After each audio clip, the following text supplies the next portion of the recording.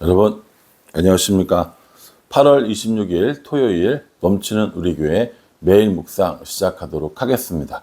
오늘 본 말씀은 사무엘하 18장 1절부터 33절까지 말씀입니다. 계속 다윗의 이런 일생을 묵상하고 있는데요.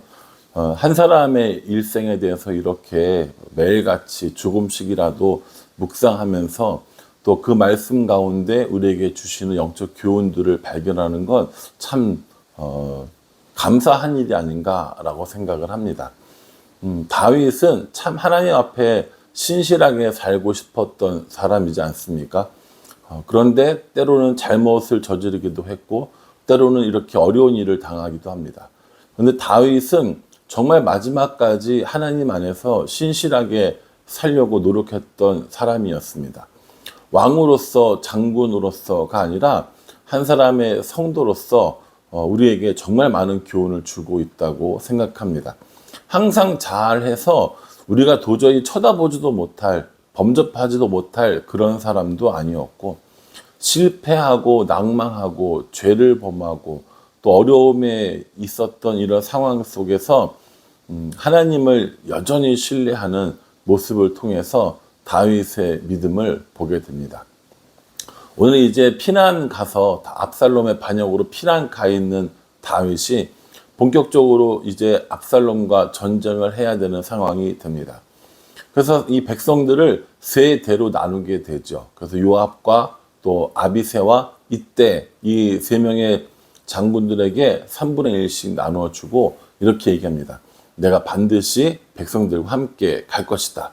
너희와 함께 갈 것이다 라고 이렇게 이야기를 하거든요.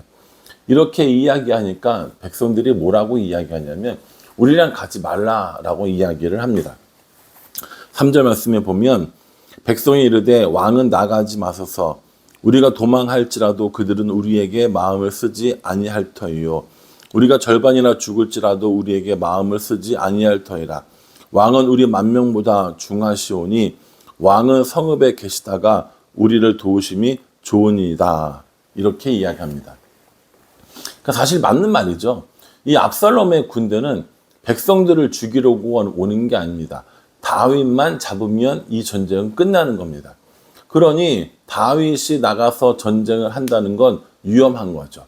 그래서 절반이 죽어도 뭐 상관 안 할 거고 전부 다 도망가도 상관 안 할 겁니다. 그러니까 왕은 이곳에 계시는 게 맞습니다. 라고 이야기를 하고 다윗도 그 얘기를 받아들입니다. 그리고 이제 전쟁을 하러 가죠. 이 전쟁은 굉장히 치열한 전쟁이었습니다. 사망자가 2만 명 이상 나온 전쟁이었기 때문에 굉장히 규모가 큰 전쟁이었죠.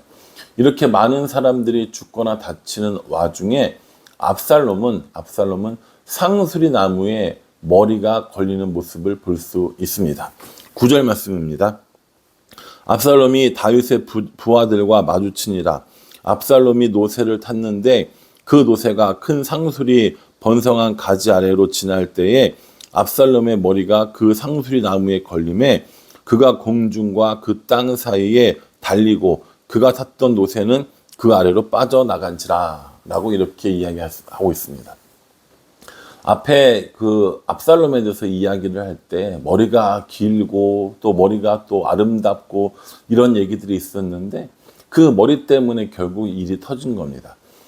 상수리 나무를 지날 때 머리가 걸렸고 노새는 그냥 지나가 버렸고 그러니 머리는 걸려있고 발은 땅에 닿지 않는 그런 상황에 된 겁니다.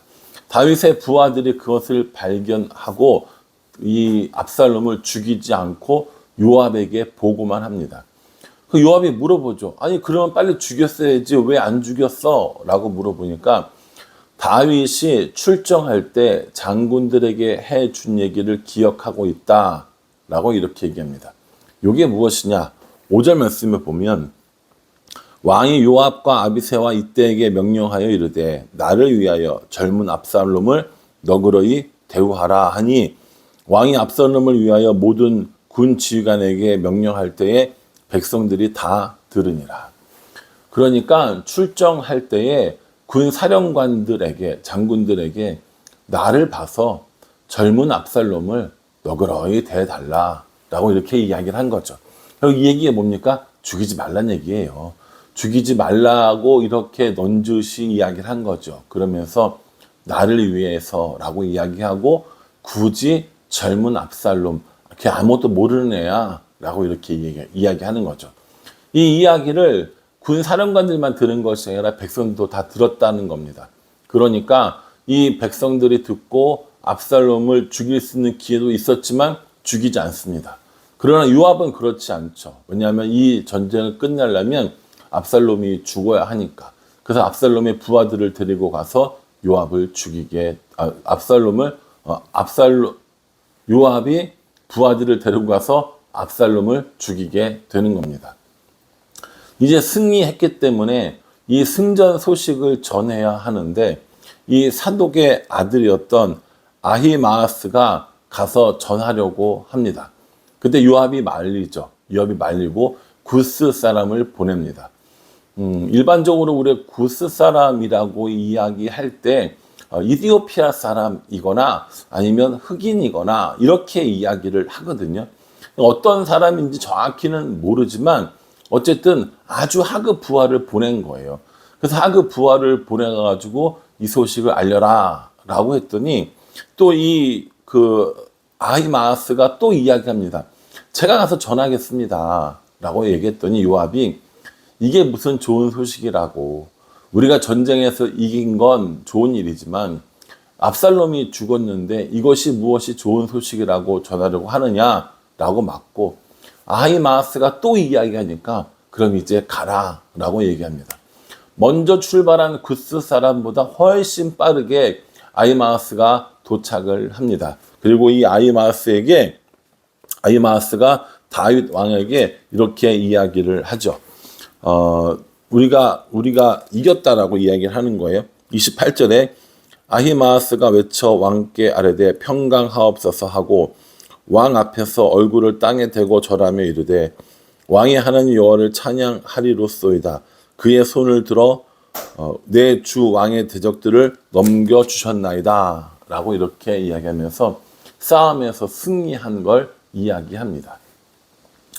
근데 사실은 이 다윗은 이 전쟁에서 승리하는 거에 관심이 없었어요. 뭐에 관심이 있었느냐? 압살롬에 대해서 관심이 있었습니다. 그렇게 이야기하니까 29절에 왕이 이르되 젊은 압살롬은 잘 있느냐 하니라.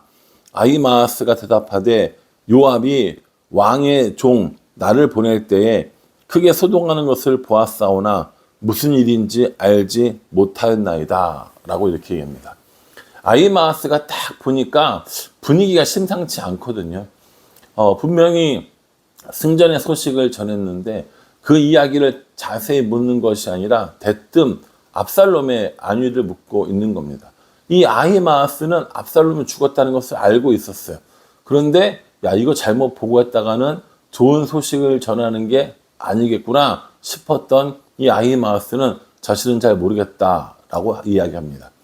그리고 그 뒤에 구스 사람, 원래의 보고자가 들어오는 것이죠. 들어와서 이렇게 보고합니다. 우리가 이겼습니다 라고 이야기하니까 32절에 왕이 구스 사람에게 묻되 젊은 압살롬은 잘 있느냐? 구스 사람이 대답하되 내 주 왕의 원수와 일어나서 왕을 대적하는 자들은 다 그 청년과 같이 되기를 원하나이다 라고 이렇게 얘기합니다. 이제 압살롬의 전사 소식을 듣게 된 거죠. 이렇게 되고 나니까 다윗의 마음이 너무 아픈 겁니다. 너무 속상하고 너무 힘든 거죠.